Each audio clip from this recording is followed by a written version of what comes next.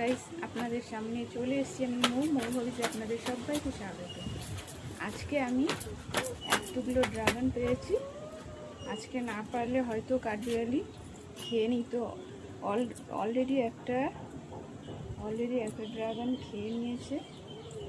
কোথায় দেখাচ্ছি সেটা বলতে, এই যে এটা পিঁপড়ে খেয়ে কি অবস্থা করেছে। এই যে এই ড্রাগনটা পিঁপড়ে খেয়ে নিয়েছে। চলে এদিকে আমার কাছে আয়, দেখা পিঁপড়ে এটা খেয়েছে কিভাবে। দেখো এদিকে আসো, আমার কাছে আসো, দেখো পিঁপড়ে কিভাবে খেয়েছে। পাখির মতো খেয়ে নিয়েছে এটা গাইজ। এটা নাকি পাখির মতো খেয়ে নিয়েছে মাম্মা বলছে, তাই তো? হ্যাঁ, সবাইকে বলে দাও এদিকে আসো, এখানে আমার কাছে এসো। একটু দূরে যাও, ওই ঘাসের এখানটা যাও, ঘাসের এখানটা। এই যে ঘাসগুলো দেখছো না, সবুজ ঘাসগুলো, হ্যাঁ ওইখানে দাঁড়াও।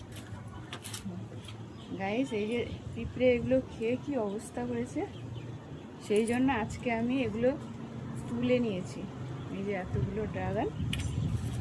এদিকে এসো, এদিকে এসো, আমার কাছে এসো, আমার কাছে এসো, নাহলে দেখাই যাবে না। হ্যাঁ, এবার আমি আর মাম্মাম এগুলো এখন তুলে নিয়েছি। হ্যাঁ, এগুলো তুলে নিয়েছি।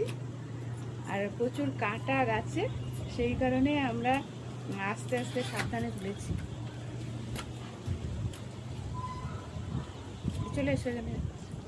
তুমি আবার লেবুটা নিচ্ছ কেন?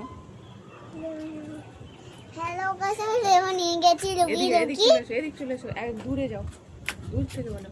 আর ও একটা গাছের থেকে লেবু ছিঁড়েছে, এই যে। হ্যাঁ, আর আমি এই ড্রাগনটা ভালো করে ছিঁড়তে পারিনি, এই জন্য এটা যেন থেতলে গেছে। এই যে